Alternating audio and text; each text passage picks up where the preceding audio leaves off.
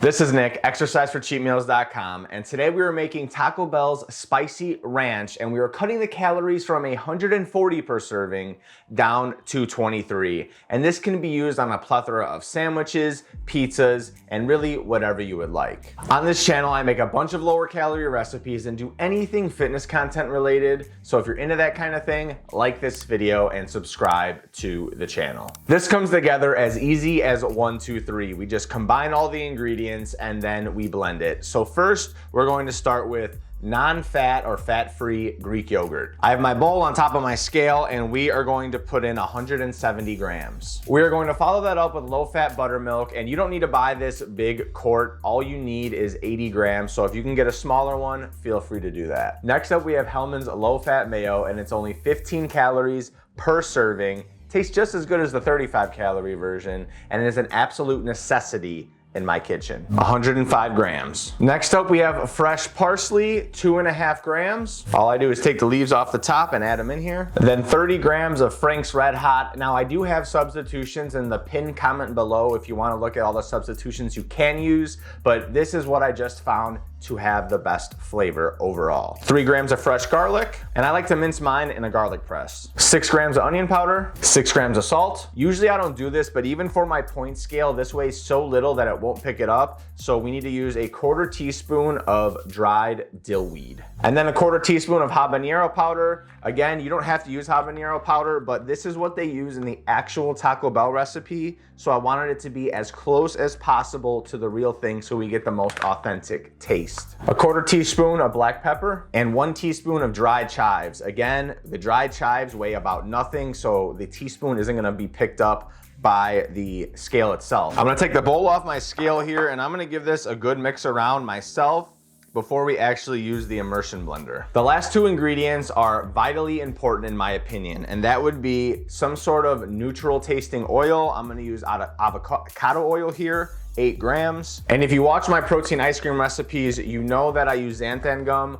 but xanthan gum is in literally everything. Look at any of your sauces in your fridge that you buy from the store, and it's gonna say xanthan gum on it. It helps keep it thick and helps it from separating. I don't know how, but I made a couple of these without any xanthan gum, and the next day they were super watery. Like it went from thick like it is now to just watery, and I had a cap on it or I had it cling wrapped, so I had it airtight and it still did it. The xanthan gum is super important, but you barely need any of it.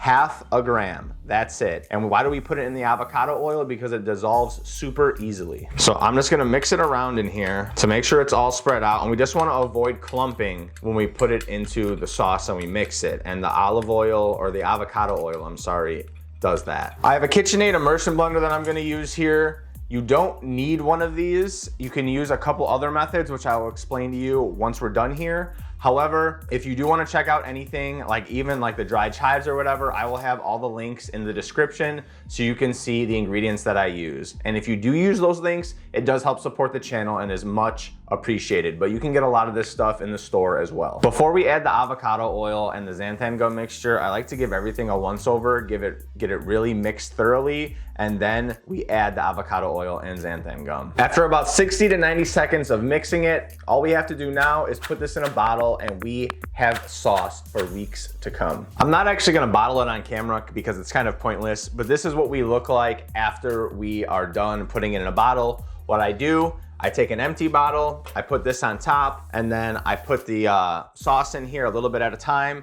I press it down, or you can use the spatula to push it down as well. And it takes like 3 or 4 minutes to actually get it in the bottle. But once you do get it in there, again, you have it ready to go. And it's so much easier to just spread on sauces, on sandwiches or pizza or whatever you want, whenever you want it. One of the top questions is gonna be, does it taste like the real thing? And I cannot get a 23 calorie per serving sauce to taste like 140 calorie sauce 1-to-1.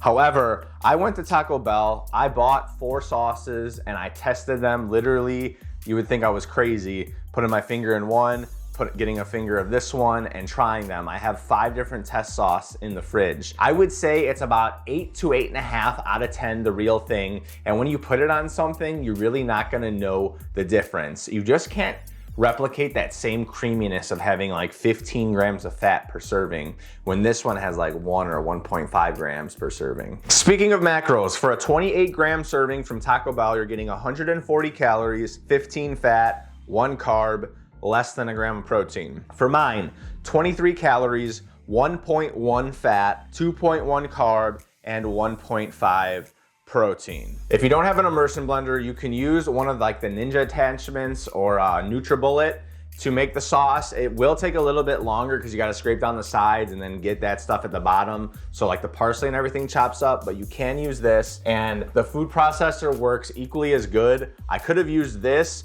but I just didn't want to have to do essentially 1, 2, 3 dishes when the immersion blender is literally, I just have to wash off the blades real quick and I'm done. Again, I will have all the substitutions in the pinned comment below. And if you want a meal plan that uses these kind of recipes and something that you can stick to, you should check out my website, exerciseforcheatmeals.com, or send me an email if you're thinking about getting any coaching or a customized plan for yourself. There will be a cheesy gordita, a crunch coming that I'm gonna use this spicy ranch in, and there will be other recipes using this as well. I cannot wait for the next few months of recipes. I have so much stuff in the works. So subscribe to the channel, like this video, and until next time, I will see you in that next one.